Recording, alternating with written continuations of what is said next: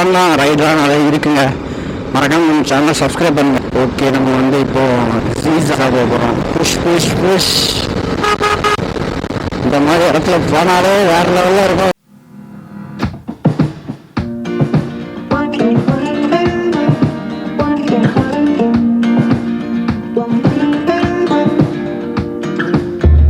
எப்பவுமே சேஃப்டி தான் பண்ணுறேன். நான் அப்படி பண்ணுறது யாரும் பண்ணாங்க, ஏன்னா அந்த ஏரியாவில் யாரும் இல்லை. ஸோ அதனால் நான் பண்ணுறேன். நீங்கள் உங்கள் ஏரியாவில் அப்படி இருந்துச்சுன்னா ஜஸ்ட் ட்ரை, பட் ரொம்பவே பண்ணாங்க. Push it. எப்போவுமே சேஃப்டி ப்ரிஃபரன்ஸ் தான் ரொம்ப முக்கியம். ஓகே, இன்டர்செக்ஷன்லாம் பார்த்துப்பாங்க எப்போவுமே.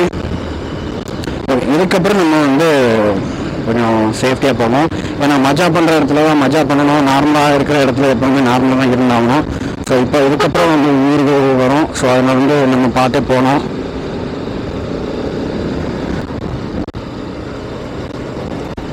ஓகே,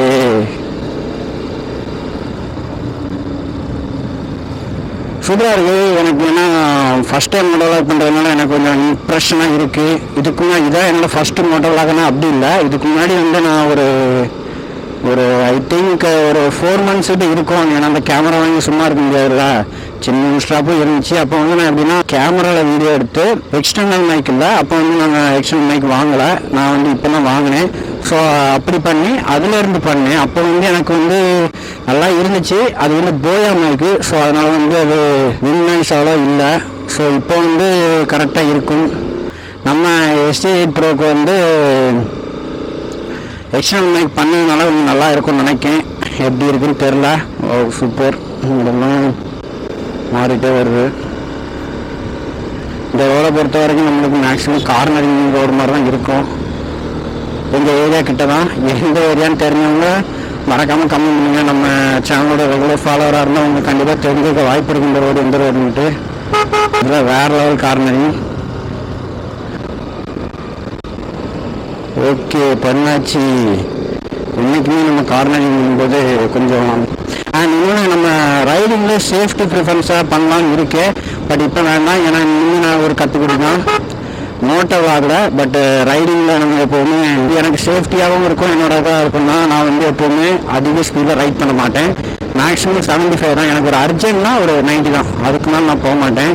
ஏன்னா அது வந்து என்னோட பெரிய ட்ராபேக்கை தாண்டி அதான் என்னோட பெரிய மேஜரான ஒரு எனக்கு பிடிச்ச விஷயம். ஒரு நிமிஷம். நல்லா இருக்கீங்களா? ஆள் இல்லையா?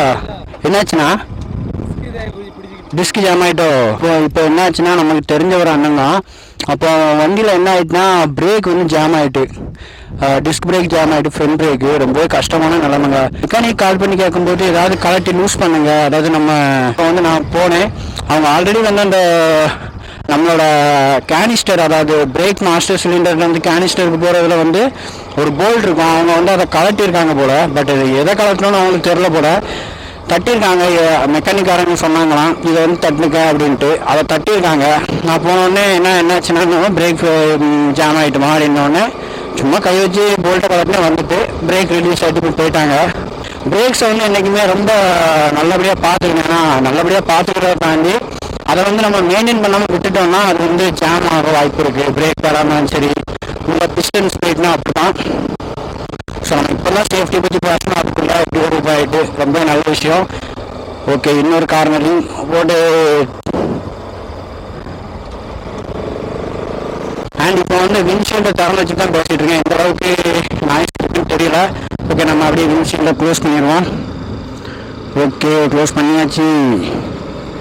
ஓகே, இன்னொரு குட்டி கார்னரிங் அண்ட் ஒரு ஜிக்ஸாக்.